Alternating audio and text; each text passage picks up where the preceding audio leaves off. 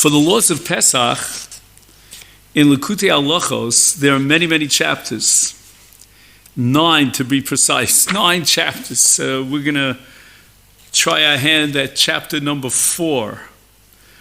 And chapter number 4 is based on a piece that officially in Likutei Moharan is about Chanukah, and it's in the second half, what we call Tinyana of Likutei Moharan, and it's Torah number Beis. And that has to do with many, many different topics, themes. Some of them weave together very nicely. Some of them you don't always appreciate, the chibur, the connection that there is. So that Likutei Moharan, Tinyana Beis, is about Chanukah. And one of the many, many themes, the multifaceted themes of Likutei Moharan, Chelik Beis, about Yemei Chanukah is Hodah, the central concept of expressing thanksgiving and gratitude. And that's what Chanukah is all about. We're going to pick and choose a little bit of the highlights of Likutei Moharan, Beis, in order to segue into the discussion, the analysis of Rabbi Nosson in Likutei Halachot, Hilchos Pesach, Perek Dalet, Halacha Dalet. And what I'd like to focus our attention on today in the Likutei Moharan is something called Shleimus HaDibur. The concept of Dibur, the power of speech, is very central to the works of Rabbi Nachman. And there's something called Shleimus HaDibur, the perfection of Dibur. And everything has to do with what's called the emes, because all of Rabbi Nachman's Torah revolves around emes, the search for truth. And obviously when we're talking about dibur, and you want to speak, you have to speak the truth and not falsify the truth. But Rabbi Nachman has what's called Shlosha Shemos and Arba Chelkei HaDibur. So in a certain sense, we're creating 2 circles. One circle is made up of 3 components, and below it, sort of produced by it, is another circle that's made up of 4 compartments. So the top one is made up of 3 names of Hashem. And they are Kel, Elokim, and Yud-Kei Vav-Kei. And they all appear one after the other, contiguous, in a pasuk in Tehillim in the 50th chapter. There David HaMelech says, Kel Elokim, Yud-Kei Vav-Kei, Diber. So we want to emphasize Diber, because this is going to be the segue to the various compartments of Dibur. So we have 3 names of Hashem, Kel, Elokim, and Yud-Kei Vav-Kei. And these 3 names of God is always identified with truth. And these are 3 aspects of truth. And these aspects of truth, which is Kel, Elokim, and Yud-Kei Vav-Kei, influence, impact, and produce 4 categories of Dibur. Now these 4 categories of Dibur, of speech, are derived by Rabbi Nachman from one pasuk. Now let me give a little bit of a background to what this verse is addressing. HaKadosh Baruch Hu at the sneh comes to Moshe Rabbeinu and asks Moshe Rabbeinu to accept upon himself the task of being the Moshiach Shel Yisrael, the Redeemer of Israel. Moshe, as you remember, refuses for a full week, back and forth, constantly refusing. And in one of the arguments that Moshe Rabbeinu puts forward, he says, Lo ish dibur Lo ish dvarim anochi. I'm not an ish dvarim. And again, dvarim comes from the same root as the word dibur. They both come from the Dalid Beis Reish. So that's lo ish dvarim anochi. I'm not a man of speech. Now, had Moshe Rabbeinu stopped there, then we have one category of speech. But Moshe Rabbeinu goes on, and in the same sentence, he adds 3 other expressions. Number 1, he says, Gam mitmol, not yesterday. Then Moshe Rabbeinu says, Gam mishilshom, and not 2 days ago. Gam me'oz dabercha, and since you spoke to your servant. And Rabbi Nachman calls this pasuk Dibur Ribua. Ribua is made up of 4 corners.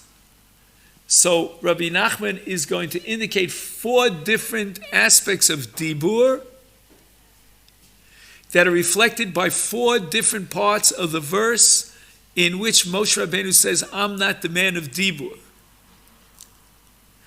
Now Rabbi Nachman introduces this discussion with the words Kishahayu Yisrael begolus, v'haya hadibur begolus.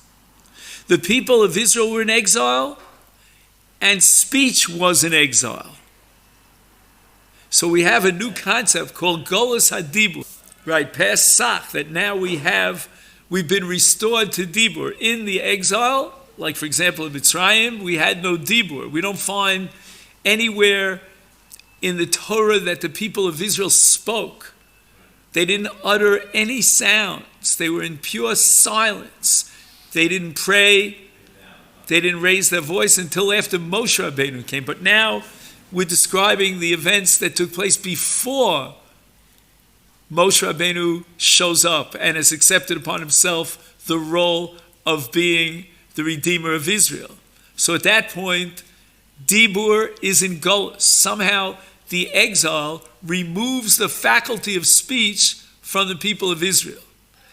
And Moshe Rabbeinu, insofar as he's part of the Jewish people, he doesn't see himself as a separate entity, he also experiences the exile of Dibur. And that's why he declares, Lo ish dvarim anochi, I'm not a man of speech. Right, they're being beaten up and they're being enslaved and they're working them impossibly. They can't speak. They don't have the power of speech. Speech is in exile. And Moshe Rabbeinu, in a sense, identifies with the status and the state of being of Israel, and he's also claiming that his speech is in exile. But he repeats himself in 4 different phrases, which Rabbi Nachman is mechadesh, that those 4 phrases correspond to 4 categories of dibur. And all these 4 categories of dibur have to be redeemed or freed because they're in a state of exile. So we want to see what are those 4 categories of dibur. And this is Reb Nachman in an unbelievably creative passage in which he goes through all of Tanakh to establish, based on different verses, these 4 categories of dibur, which Moshe Rabbeinu says are in exile, and I can't take advantage of them. That's why the Torah calls Moshe ish kvad peh. He's mute, so to speak. He doesn't have the power of speech. Not that he's totally mute. And in fact, Chazal say that later on, throughout the entire career of Moshe Rabbeinu in the Tanakh, in the Torah, we don't find anywhere where the Torah reiterates this description of Moshe Rabbeinu as a kvad peh. And according to many opinions, probably based on the Zohar, Moshe Rabbeinu's power of speech actually returned to him after the redemption from Egypt. But now that we're in the state of exile, Moshe Rabbeinu says, I'm at loss. I don't have access to any of these 4 categories of speech. So what are these 4 categories? So Rabbi Nachman says the first category is called Dibur Shel Tzedakah. Now again, the word tzedakah literally translates as charity. And Rabbi Nachman is going to prove that there's a concept called Dibur Shel Tzedakah, but I would say that tzedakah here should be understood in a more generic sense to encompass all of chesed. And when you help someone out and you do something good for someone else, you speak to them. And very often that speech will encourage them. In fact, even within the context of tzedakah, of actual literal charity, you'll see in the poskim, and it goes back, way back to the Gemara, that you should speak to the poor person and try to encourage them. And that's called Dibur B'Tzedakah. And to prove this, he invokes a pasuk in the 63rd chapter of Yeshayahu HaNavi. I don't know how he found this before we had computers. And the pasuk says, Midaber B'Tzedakah. Now you know that the power of speech makes man a uniquely endowed creature of all the creations of God. The animals don't have the power of speech. And therefore, the concept of tzedakah is totally inapplicable to the animal world. Because again, tzedakah requires dibur. And the animal world, insofar as they're not endowed with intellect, they don't have the power or the faculty of speech. So therefore, man supersedes or extends beyond that of the rest of the creation of all the animals in the fact that he has something called Dibur Shel Tzedakah. And Rabbi Nachman says, man, Gomel Chesed im Abrios, right? He does charity with creations,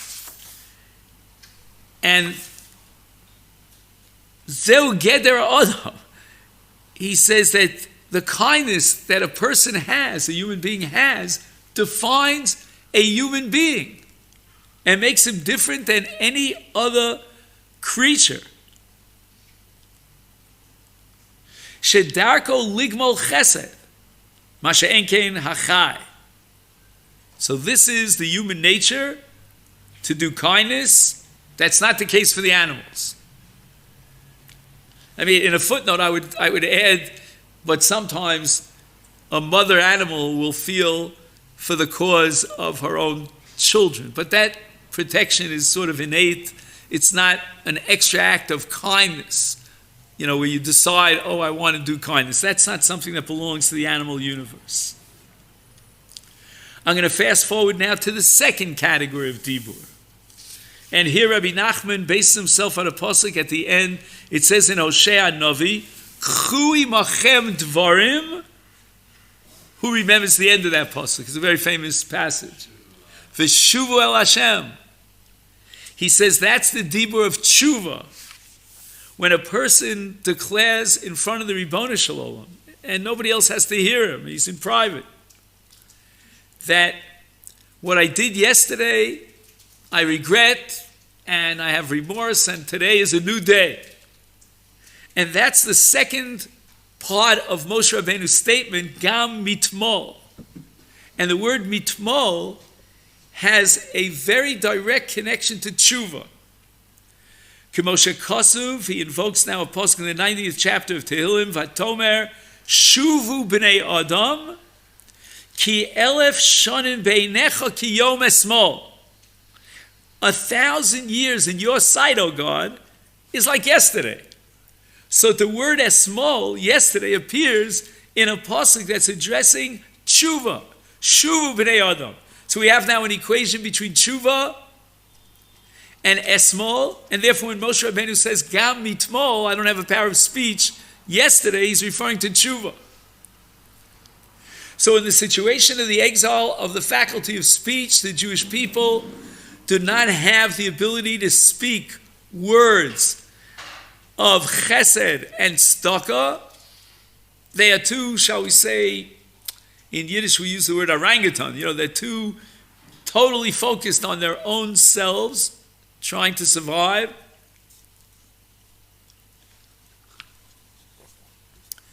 And they don't have the mental capacity or the power of speech to do tshuva. Then we get to the third category of speech, which Rabbi Nachman bases himself on the story of the dream of Yosef. Because if you remember, the Saramashkim and the Saraofim both had dreams. They were in jail with Yosef. And in my dream, there was a grapevine in front of me. On the vine, there was 3 srigim. And the Gemara tells us in Masechta Chulin, on Daf Tzadi Beis, what are these 3 srigim? What are these srigim?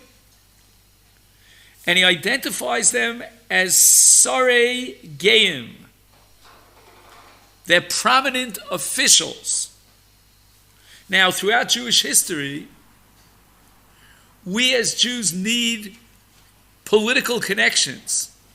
Like the Gemara speaks about a kiddushin al tanai. He marries a woman on a condition. He says to her, I'm marrying you if your father will talk to the king on our behalf. Like, let's say our family is in trouble with the law, the government. So these are the prominent officials that have the ability to speak to the king in order to achieve some sort of a clemency.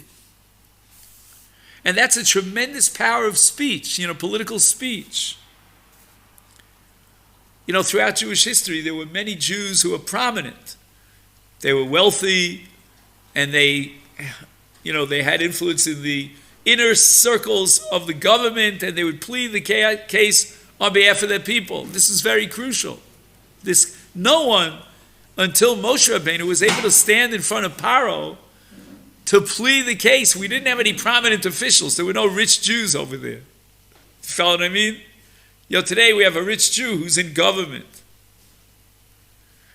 Even, for example, the Abarbanel had influence in the highest circles until finally, Spain decided to expel all the Jews, and Abarbanel as well.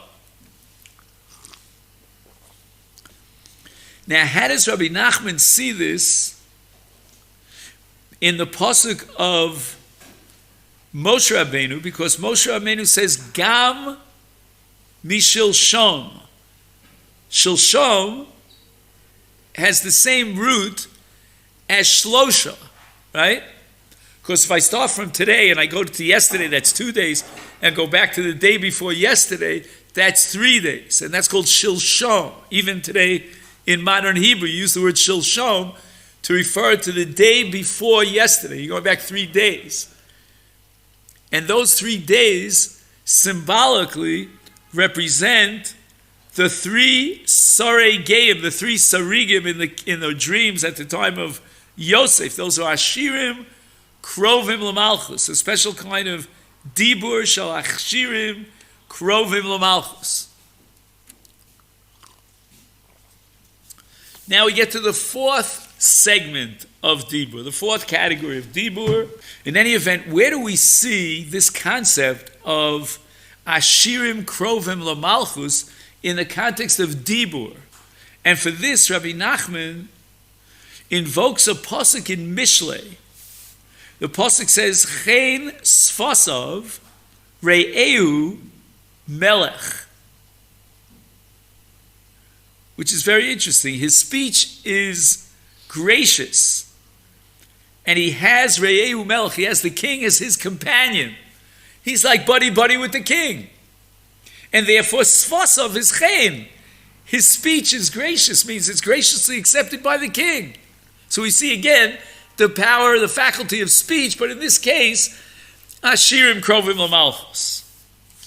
And finally, the 4th and last of the 4 categories is something called malchus. What is malchus? Malchus here refers to the Almighty. And Rabbi Nachman invokes a pasuk in Tehillim. In the 93rd chapter, it says, Nachon kisacha me'az. You may remember this. We recite it very often on Friday night. When I say very often, I mean for Ashkenazim on Friday night. Nachon kisacha me'az. Your throne stands firm from the first. So we're talking about this throne, the throne of God. Kisacha is the throne of God. That's called Malchus. the king sits on his throne. And Moshe Rabbeinu says, Gam me'oz dabercha. From the time that you, God, spoke to me first, and you sent me on this mission to speak to the king, and the king here is Bechinas Malchus, and Rabbi Nachman identifies Malchus as Malchus Peh. Malchus is in the mouth. What does this mean, Malchus is in the mouth? I got very confused about this, but I want to share with you a comment that I found in the writings of Rabbi Chaim Kramer Shlita. And he writes the following. This is on page 124. He writes, the purpose of Malchus is to reveal to the world the spiritual light of the upper spheros. Now, once you hear the word spheros, you automatically know that you're talking about Kabbalah, about Jewish mystical thought. And apparently the spheros are divided into the upper spheros and the lower spheros. And there's a spiritual light in the upper spheros, which is called Malchus. And there's a connection or a likening between Malchus and the Peh and the mouth. That's called Malchus Peh, or Dibur Shel Malchus. The faculty of speech, he writes, is the primary tool which a human being uses to project his inner thoughts and feelings into the world. And the connection between Malchus, kingship, and the mouth is understood in the light of an analogy of a king and his subjects. A king will reveal his will to the people and exercises his influences over them primarily by means of his declaration. So the fourth category of speech, the speech of Malchus, really means Malchus and declaration is a manifestation of authority, the authority of the king, the influence of the king. With the speech of Malchus, if we can imitate that speech of Malchus, then a human being will have the possibility, the ability to influence others positively. And the ultimate goal is to reveal the spiritual light of God in this world and to draw people closer to God. None of this, bless you, existed at the time of Golus Mitzrayim. Now you remember we had two circles. In the top circle, the higher circle, we had three names of God. These three names of God, which were Kel, Elokim, and Yud-Kei Vav-Kei, all appearing contiguously one to the other in the Pasuk in Tehillim, they are the emes, the truth, that sort of gives an energy force, if you will, or sheds the emes light on the four categories of Dibur. So Rabbi Nachman now wants to analyze these three names of God, Kel, Elokim, and Yud-Kei Vav-Kei, to try to understand how they sort of shed a light on the four categories of Dibur. So they have the upper circle made up of three, and the lower circle made up of four. Kel, right, Aleph Lamed, Ze Bechinas Tefillah. Okay, now the word Kel means mighty. And the power is the power of tefillah, strength. Just like God is powerful, he's called Kel. So too, we, again, when I say we, I don't know if you and me, but somebody who's on a very, very high level, like Yaakov Avinu, he can achieve Kel in his tefillah, that might, that power, that authority. And here Rabbi Nachman quotes a Gemara Megillah, Minayin shekara HaKadosh Baruch Hu Yaakov Kel. How do we know that God called Yaakov Kel? Shenemar Vayikra Lo Kel. V'al yidei atfila anu lokchim liatzmeinu hakoach mimenu yisbarach. God has the koach, and we sort of encroach upon him, and so to speak, and take away that koach. Ki anu mevatlim gzeirosav. We have the power to nullify his decrees. Right? That's called tzaddik. Hashem goes there, but tzaddik mevatel. That God makes a gzeira, but the tzaddik could be mevatel the gzeira. So that's tefillah. That's the koach of tefillah. And that's called kel. That endows man with an incredible koach. And that's the koach of tefillah. Then we get to, again, I'm fast forwarding because there's a lot to do here. We don't have all that much time. We get to Elokim. That's the second name in that list of three names. Ze bechinas Torah. This is a surprise. I call it in baseball a curveball. Torah. K'mo shekasuv ata tiyel lo lelokim. Again, we're back to the sneh. And you will be for him an Elokim. What is an Elokim? Like Aaron is going to speak, but you, Moshe, are the Elokim. So Targum says Rav. Rav means the rabbi. You're the rabbi, and Aaron is the transmitter of your sounds, of your voices and your declarations. He's going to transmit your Torah. V'zeu hu yelecha lepeh. Bechinas Elokim, bechinas Torah, shu meir lepeh dainu la'dibur. So that now Torah has an impact and it illuminates the mouth, which is the power of speech. So the rabbi teaches his son, his student, a path in the Torah. Ki arav moreh, he teaches his Talmud, derech yashar b'torasa. And that's the bechina of emes. At the end of Tanakh Malachi says, Toras emes hoisa b'fiu. So any dibur, which is meant to influence another Jew and to draw him towards the belief in God, that's a dibur of Torah. To draw someone closer to God through your dibur.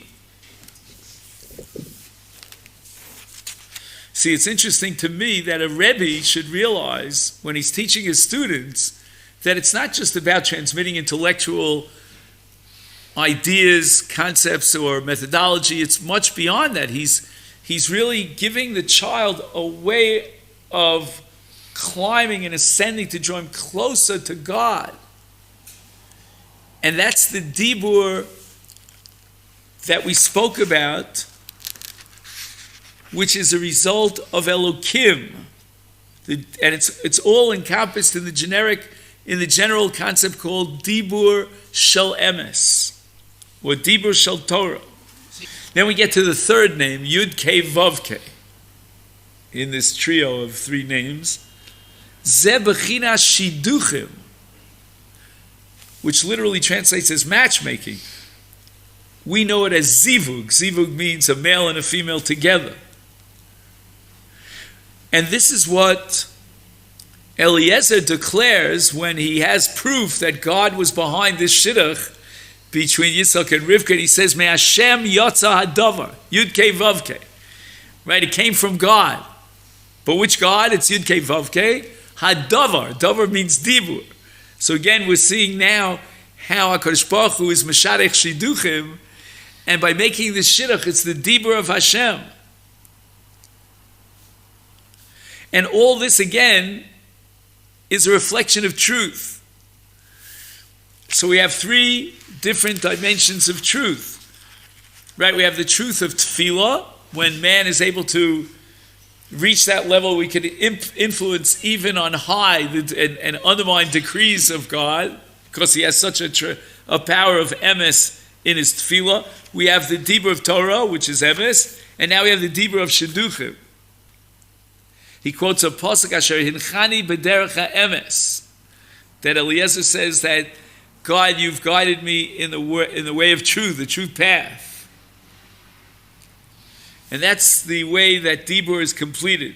He speaks about the Gemara, about that there are 10 different measures of speech that came down from on high, and they were divided up amongst the men and the women. In any event, the hiskashrus, the connection between men and women, that bond, which is marriage, is a result of dibur b'shleimus, of a certain perfect kind of dibur. That's why we have to be very careful about what we say to our spouse. Nimtza, he summarizes this, shal yidei shlosha shemos, shem kel elokim Hashem, Hashem in Yud Kei Vav Kei, shem bechinas tefillah, Torah v'shiduchim, is nishlam hadibur al yidei emes. And now, as a result of the power of truth that has been injected and penetrates into tefillah, Torah, and shidduchim, now we're ready for the dibur on the 4 levels to be bishleimus. We can have a perfection of 4 levels of dibur through tefillah, Torah, and shidduchim. Again, we didn't even touch the, the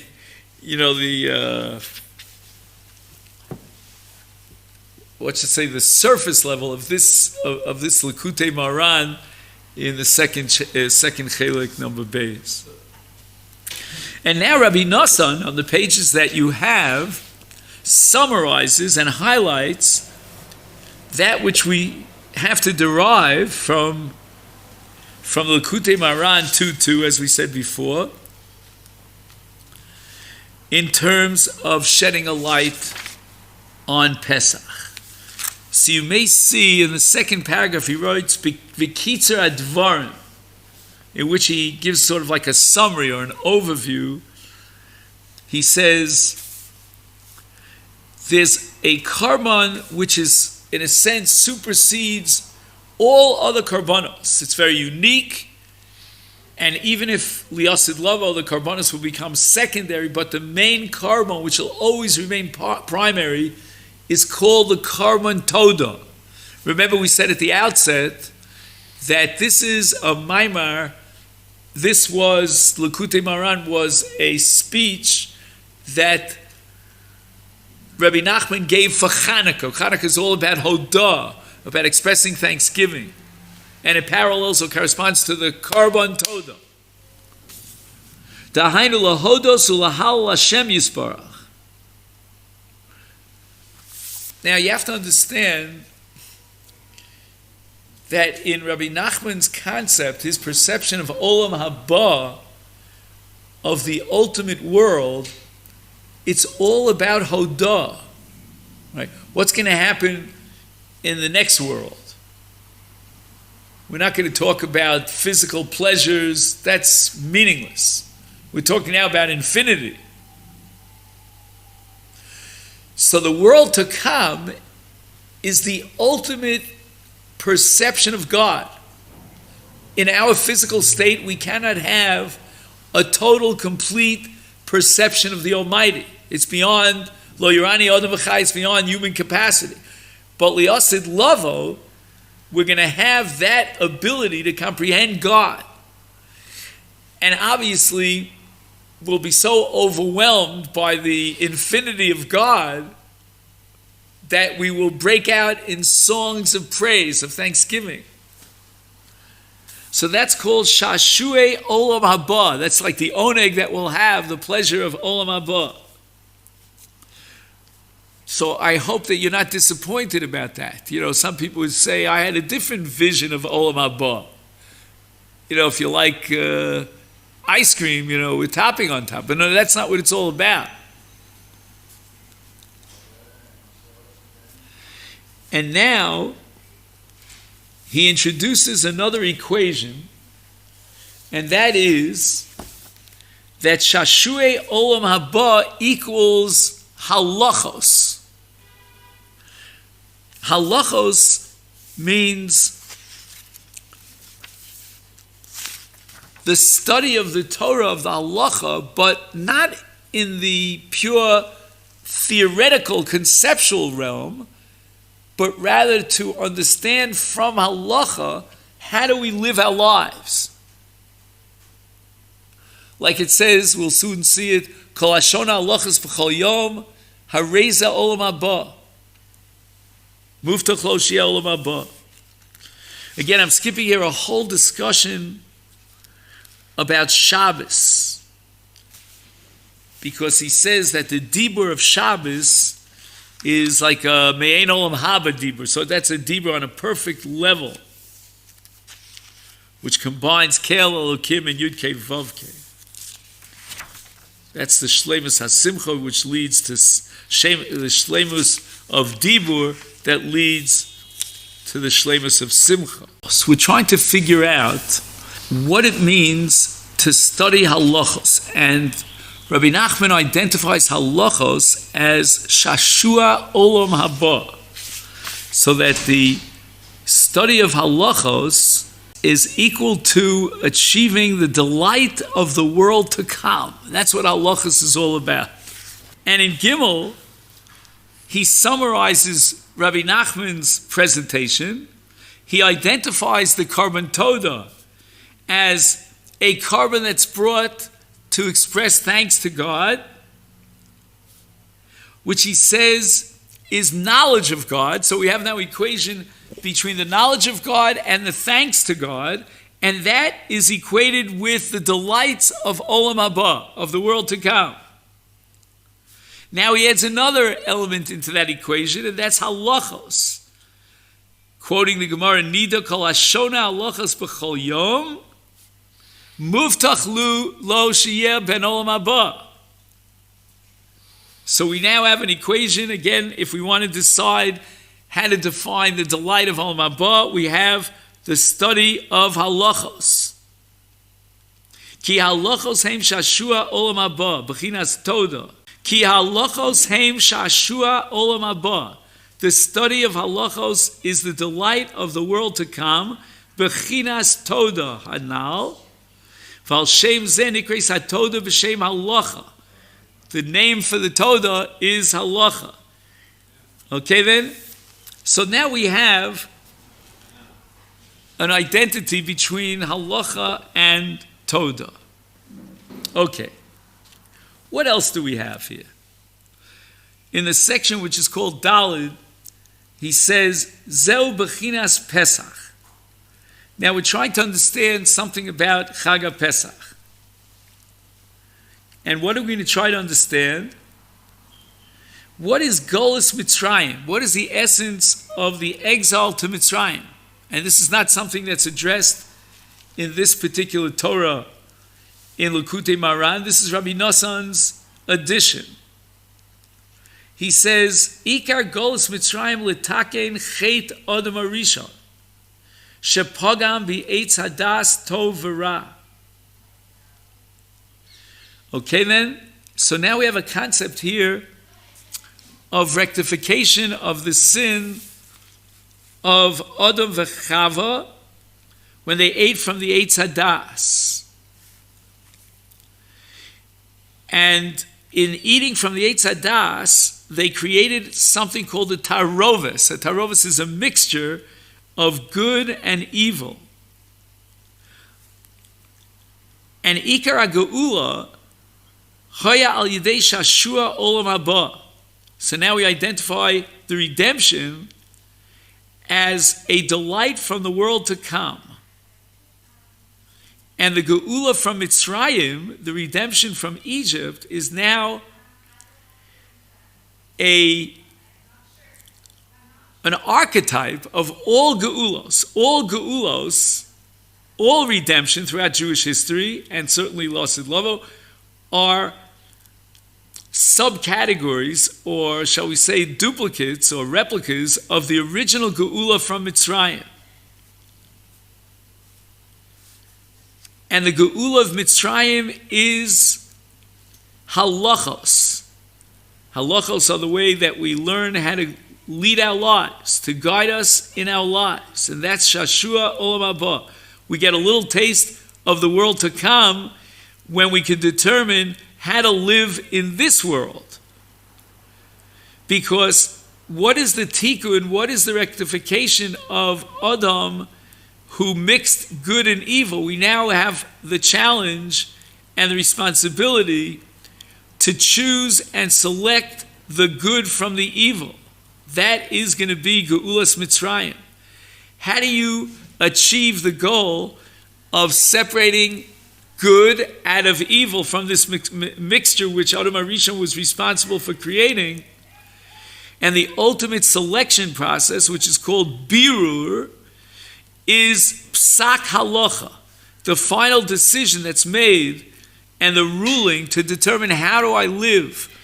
It means to separate from dam lidam, dam tomei lidam tar, bein din lidin, from the fact that he's chayev or he's potur, bein nega lenega, and so forth. Each case we're doing a birur, and the psak din, the final decision, which tells me how to live my life, which is called halacha, that is the ultimate tikkun, the rectification of the sin of Adam HaRishon and its repercussions and the mixture of good and evil. Now we have to separate and select the good from the evil.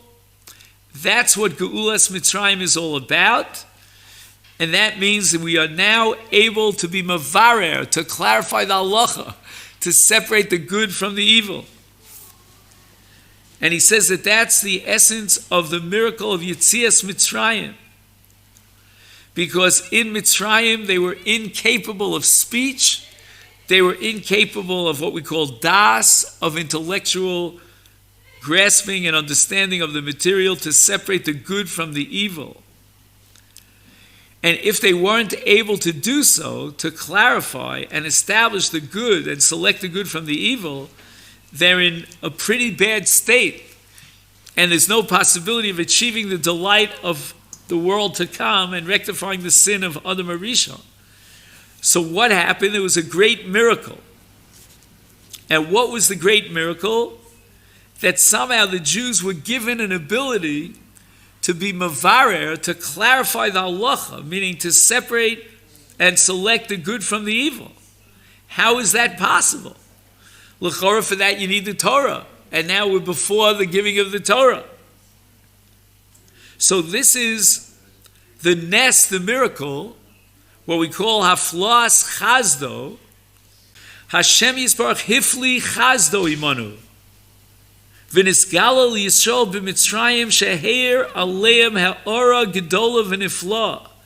God revealed a tremendous, profound light, a supernal light, that illuminated for Klal Yisrael b'shas ha'geula mi'mitzrayim. Nisgala aleim, what was revealed to them was hasogas elokuso yisbarach, a revelation of the essence of God. So there was a revelation of the divinity of God, and that's Shashua of Olam Haba, because as we said before, the ultimate delight of Olam Haba is the Hallel and the Hodah of Shem HaGadol, when we have a perception and an understanding of the greatness, the infinity of God. And that's why on the night of Yetzias Mitzrayim of Geula, Amru Shira, V'Hallel, they broke out in song and praise, because they reached this level of revealing divinity, and that was based on the chesed of Hashem, that He sent down this or, this light from above that illuminated and gave the Jewish people the ability to appreciate and reveal the greatness of God. That's the great miracle of the Geula of Mitzrayim. And the Pasuk says, and with this we'll wrap it up for today, in Yechezkel, V'evar olayach v'arech, etc. V'at erom v'erio, erom b'li levush, she'i bechinas halachos. We had no halachos, we had no way of knowing how to guide our lives. We didn't have the Torah, that wasn't given yet, and we were in a state of total confusion without das. So how can we select good from evil and determine what's good and what has to be rejected? Because at Erom v'Eria, we did not have the halachos, which are the guiding principles that will tell us how to lead our lives. And therefore, we are in a state of merirus. Merirus means bitterness. For 210 years, we're in Mitzrayim in a state of merirus. Vayamaru es chayeyem b'avoda kasha. The Egyptians imposed upon us a life of bitterness. And what is that bitterness? We had no intellectual or understanding that was clear. We had no clarity of vision. We could not make decisions. We could not understand the halacha. We could not know what is the will of God. What's tameh, what's tar, what's asur, what's mutter. We didn't have the ability to be mevarer, to clarify. We're left with kushos, with questions that we can't answer. We don't have the ability to answer those questions. There was no beer of the halacha. And the beginning of this process of beer halacha is the great miracle of God at the time of Geulas Mitzrayim to reveal to us with a great light that would illuminate and give us the ability, the capacity to differentiate between that which is good and that which is evil. And Rabbi Nassan identifies this with matzah. Matzah is what we call lechem oni, ki b'chipason yatzasa miMitzrayim. There was a certain urgency, a certain haste. They didn't have a chance to allow the bread, the dough to rise and to leaven, so they ate matzah. And this mitzvah of matzah, says Rabbi Nassan, is b'chipazon. B'chipazon means they had to very quickly and urgently take advantage of that or, of that light that b'chazdo, HaKadosh Baruch Hu revealed to them. Because only then could they finally do a tikkun, a rectification, on the chet of Adam HaRishon. And they could achieve geula, which is a taste of Olam Haba, the delight of the world to come. And they would have to achieve this through halachos. And even though, again, halacha requires yigiyah, you have to work and toil in order to understand the halachos, but to achieve this dimension of shashua, of Olam Haba, they can achieve that even without their yigiyah, without the initiative of man, simply as a result of God's revelation, bechazdo. Okay, my friends, so this is an introduction, and hopefully, we have now a little bit of the building blocks that we'll be able to build and construct the next level in the balance of this mimer, of this presentation about matzah and morar and Pesach. So let me take this opportunity to wish you all a great week that should culminate with the greatness of Shabbos HaGadol.